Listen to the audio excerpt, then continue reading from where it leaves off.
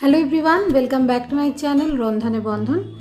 আমি রিয়া আজকে আপনাদের জন্য নিয়ে এলাম দুর্দান্ত স্বাদের একটা চিংড়ির রেসিপি। তো আশা করি রেসিপিটাকে আপনাদের সকলেরই খুব ভালো লাগবে, কারণ এই রেসিপিটা বানানো অত্যন্ত সহজ এবং খেতেও কিন্তু দুর্দান্ত টেস্টি হয়। বেশ একটা হালকা পাতলা ঝোলের রেসিপি, তাই খুব একটা অস্বাস্থ্যকর একদমই নয়। তো চলুন শুরু করা যাক রেসিপিটাকে। তো আমার এই রেসিপিটা যদি ভালো লাগে তাহলে অবশ্যই একটা লাইক করে ভিডিওটি দেখা শুরু করবেন, আর যদি আরেকটু ভালো লাগে তাহলে ফ্রেন্ডস অ্যান্ড ফ্যামিলির সাথে শেয়ার করে দেবেন। তো চলুন, চ্যানেলটিকে অবশ্যই একটা সাবস্ক্রাইব করে রাখবেন। তো এখানে এই রেসিপিটা করার জন্য আমি এখানে 3টে মিডিয়াম সাইজের ঝিঙে ছিল, সেইগুলোকে নিয়ে এরকম লম্বা লম্বা সাইজ করে কেটে নিয়েছি। কাটাটা আপনারা আপনাদের পছন্দ মতো রাখতে পারেন। আলুটাকেও এরকম ডুমো ডুমো করে কেটে নিয়েছি, 2টো আলু নিয়েছি আমি। আর এখানে 300 গ্রাম চিংড়ি আছে, চিংড়িগুলো একদম ধুয়ে সুন্দর করে পরিষ্কার করা আছে। তো চিংড়ি মাছগুলোকে প্রথমেই আমি নুন, হলুদ আর অল্প একটুখানি লঙ্কা গুঁড়ো দিয়ে ম্যারিনেট করে নিচ্ছি। আগে ম্যারিনেট করে নিলে চিংড়ি মাছটা বেশ খেতেও ভালো লাগে এইভাবে। তো দেখুন, মাখিয়ে নিলাম। এটাকে খুব একটা সময় ধরে রেস্টে রাখার কোনো দরকার নেই, 2-1 মিনিট রাখলেই হবে। তো আমার এখানে মাছটাকে একেবারে ভালো করে মাখানো হয়ে গেছে। এবার এই চিংড়ি মাছটাকে ভাজার জন্য আমি এখানে সরষের তেল ইউজ করছি। রান্নাটা সরষের তেলেই করছি, আপনারা চাইলে অন্য কোনো তেলেও ইউজ করতে পারেন। তো তেল গরম হয়ে গেছে, তেলটা একটু চারিদিকে নাড়িয়ে নিচ্ছি যাতে চিটিয়ে না যায় মাছগুলো। চিংড়ি মাছ যাতেই দেওয়া হয় যেই রেসিপির মধ্যে, সেই রেসিপির স্বাদ কিন্তু একটু বেড়েই যায়। তো এবারে মাছগুলো ভেজে নিতে হবে। চিংড়ি মাছ খুব একটা বেশি ভাজার দরকার নেই, আমি অনেকবারই বলেছি, আপনারা সকলেই প্রায় জানেন। রাবারি হয়ে যায় একটু বেশি ভাজলে, তাই অল্প পরিমাণে একটু ভেজে নিতে হবে। তো আমি একটু এপিট ওপিট করে ভাজা ভাজা করে নিচ্ছি।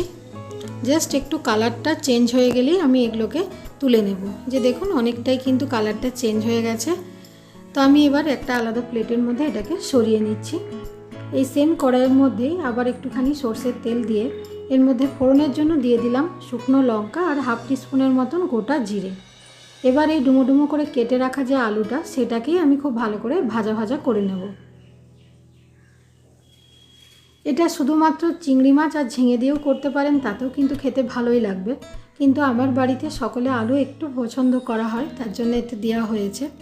আলু দিলে খেতে বেশ ভালোও লাগে আর মাখো মাখো ব্যাপারটাও আসে। আলুগুলোকেও মিনিট 2 একটু ভালো করে লাল লাল করে ভেজে নিতে হবে। এবার আমি এর মধ্যে দিয়ে দিচ্ছি টমেটো। এখানে 2টো বড় সাইজের টমেটো নিয়েছি। টমেটোটা অবশ্যই দেবেন, তাতে রেসিপিতে যে কালারটা আসবে রান্নাটার মধ্যে খুব সুন্দর একটা কালার হয়, আর টমেটো দিলে স্বাদটাও বেশ ভালো লাগে খেতে। টমেটোর কাঁচা গন্ধটা চলে যাওয়ার মধ্যে একটুখানি সময় নিয়ে রান্না করতে হবে। তার জন্য আমি অল্প একটু নরম করার জন্য ঢাকা দিয়ে রান্না করলাম 2 থেকে 5 মিনিট। দেখুন, অনেকটাই কিন্তু নরম হয়ে এসছে। এবার এর মধ্যে দিয়ে দিচ্ছি 1 চামচ গ্রেট করা আদা,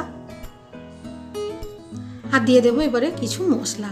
তবে খুব একটা বেশি মশলা দেব না, নর্মাল দেবো। এখানে অল্প একটু নুন দিয়ে দিলাম পরিমাণ মতন,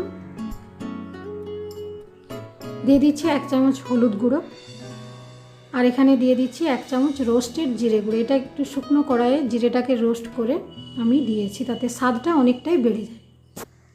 এবার এর মধ্যে দিয়ে দিলাম কাশ্মীরি লঙ্কা গুঁড়ো। কাশ্মীরি লঙ্কা গুঁড়োতে একটা ভালো কালার আসবে। অল্প একটু জল দিয়ে দিলাম, নাহলে মশলাটা পুড়ে যাওয়ার সম্ভাবনা থাকে। এবার যে ঝিঙেগুলো কেটে রেখেছিলাম, ঝিঙে যেহেতু নরম তাই শেষের দিকে দিলাম, তাই ঝিঙেটা দিয়ে আবারও খুব ভালো করে একটু মিশিয়ে নিতে হবে। ঝিঙে প্রথম দিকে দেওয়ার দরকার নেই, কারণ ঝিঙেটা এমনিতেই নরম, একেবারে গলে যাবে। এবার একটু ঢাকা দিয়ে 5 মিনিটের মতন রান্না করে নেব। এতেই ঝিঙে থেকে অনেকটা জল বেরিয়ে আসবে, নরমও হয়ে যাবে।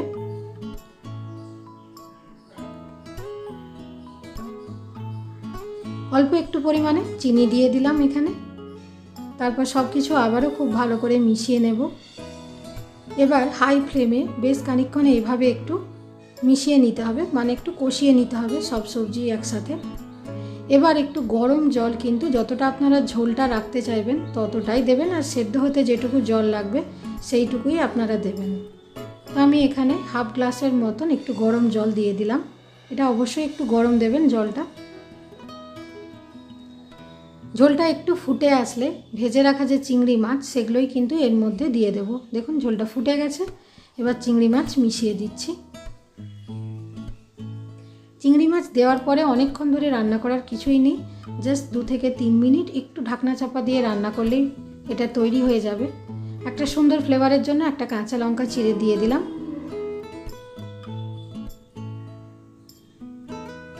দেখুন সুন্দরভাবে এই রেসিপিটা কিন্তু তৈরি হয়ে গেল। আমি এখানে একটা আলু কেটে দেখিয়ে দিচ্ছি।